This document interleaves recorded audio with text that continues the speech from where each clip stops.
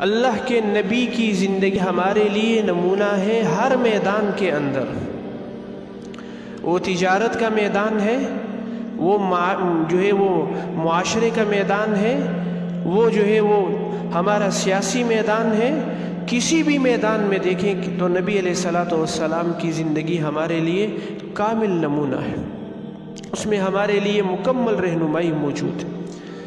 اگر تم میں سے کوئی کسی کے باپ ہے تو دیکھو کہ فاطمہ اور زینب کے باپ کی زندگی ہمارے پاس موجود ہے۔ اگر ہم میں سے کوئی کسی کا شوہر ہے تو نبی کی زندگی کو دیکھا جائے تو خدیجہ اور عائشہ کے شوہر کی زندگی ہمارے پاس موجود ہے۔ اگر کوئی تاجر ہے تو اس کے پاس نبی علیہ الصلوۃ والسلام کی تاجرانہ زندگی موجود ہے کہ رسول اللہ صلی اللہ علیہ وسلم نے شام کا سفر کیا تجارت کی غرض سے۔ اب علیہ الصلوۃ والسلام کی زندگی ہمارے پاس موجود ہے۔ اگر کوئی مزدور ہے تو اس کے پاس بھی نبی علیہ الصلوۃ والسلام کی زندگی موجود ہے کہ مکہ کی پہاڑیوں میں نبی علیہ السلام نے بکریاں چرائی ہیں۔ حضرات محترم، حضور علیہ الصلوۃ والسلام کی زندگی ہمارے لیے کامل نمونہ ہے، کامل نمونہ ہے ہر میدان میں۔ وہ عبادات کا میدان ہے، وہ عبادت کی زندگی ہے، وہ معیشت کی زندگی ہے، وہ معاشرے میں رہنے کی زندگی ہے، وہ تجارت کی زندگی ہے، وہ سیاست کی زندگی ہے۔ وہ آپ کی زندگی کا کوئی بھی پہلو ہے اس میں آپ کو اپنے نبی کی زندگی کامل نظر آئے گی۔ عبادات کے اندر اللہ کے نبی کی زندگی کامل نمونہ ہے۔ ایک آدمی کہ جو کہتا ہے کہ میں نے نماز پڑھنی ہے لیکن میں نے عشاء کی 4 فرض کے بجائے 6 پڑھنے ہیں، میں نے ظہر کی 4 فرض نہیں پڑھنے بلکہ میں کتنے پڑھوں گا؟ 6 پڑھوں گا۔ تو آپ مجھے یہ بات بتائیے، یہ کام تو اچھا کر رہا ہے لیکن نبی کے طریقے کے مطابق نہیں کر رہا۔ جو نمونہ رسول اللہ دے کر گئے ہیں اس نمونے کے مطابق نہیں کر رہا، تو آپ مجھے یہ بات بتائیں، اس کا یہ فعل یہ عبادت بن سکتا ہے؟ کبھی بھی نہیں بن سکتا۔ تو حضرات محترم، اللہ تعالیٰ نے تو ہمیں صرف یہی بتایا نا کہ تم نماز پڑھو، یا ایھا الذین آمنوا اقیموا الصلاۃ۔ اب نماز کی تعداد کتنی ہے، نماز پڑھنی کیسے ہے؟ تو اس کے لیے اللہ تعالیٰ نے رسول اللہ صلی اللہ علیہ وسلم کی زندگی ہمارے سامنے رکھی۔ آپ علیہ الصلوۃ والسلام کی زندگی کو ہمارے لیے نمونہ بنایا، اور نمونہ بھی کیسا بنایا؟ حضرات محترم، حضور علیہ الصلوۃ والسلام نے ہمیں 100% زندگی اسلام کی سکھائی ہے۔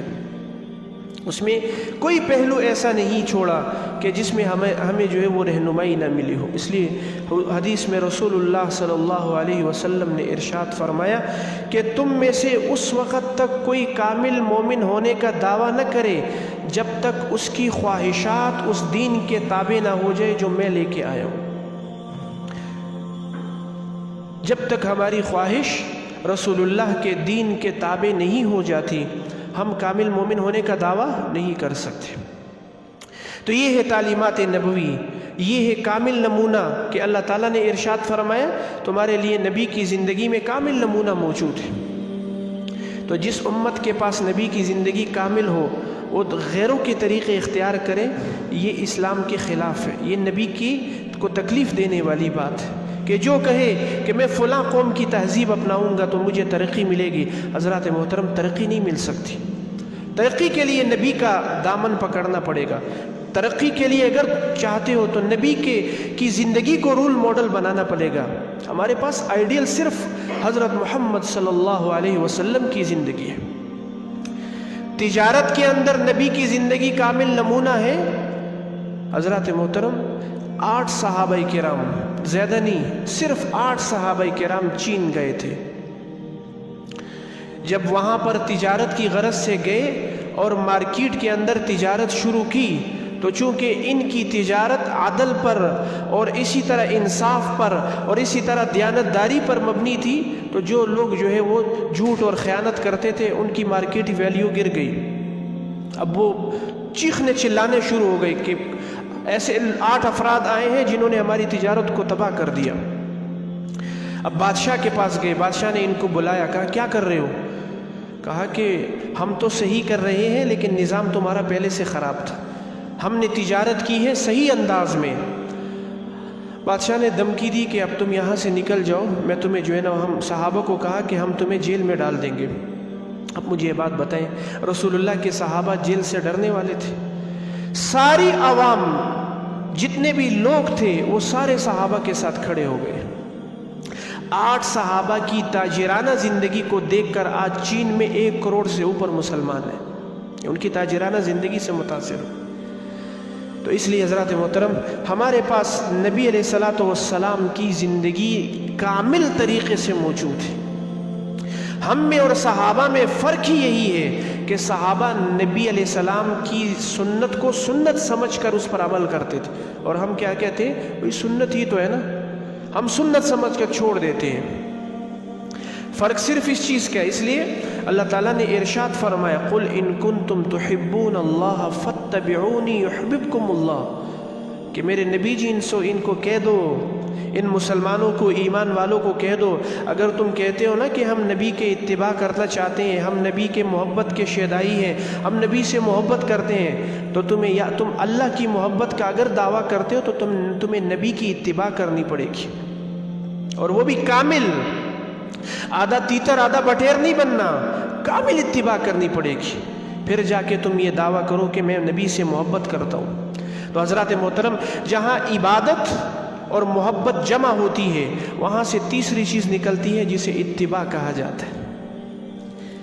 میں جملہ دوبارہ دہرا دیتا ہوں، جہاں اطاعت اور محبت جمع ہو جائے وہاں تیسری چیز اتباع کی آتی ہے۔ تو صحابہ کو نبی علیہ الصلوۃ والسلام سے جو محبت تھی وہ حد درجے کی محبت تھی، حد درجے کی محبت تھی صحابہ کرام کو۔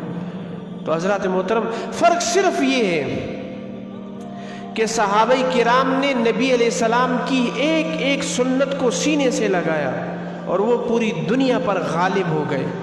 ہم نے نبی علیہ السلام کی ایک ایک سنت کو چھوڑا تو آج ہم پوری دنیا کے ہمارے اوپر غالب ہیں اور ہم مغلوب ہیں۔ یہی فرق ہے صحابہ کے اندر۔ جو کچھ سنا گیا، اللہ اس پر عمل کرنے والا اور آگے لوگوں تک پہنچانے والا بنائے۔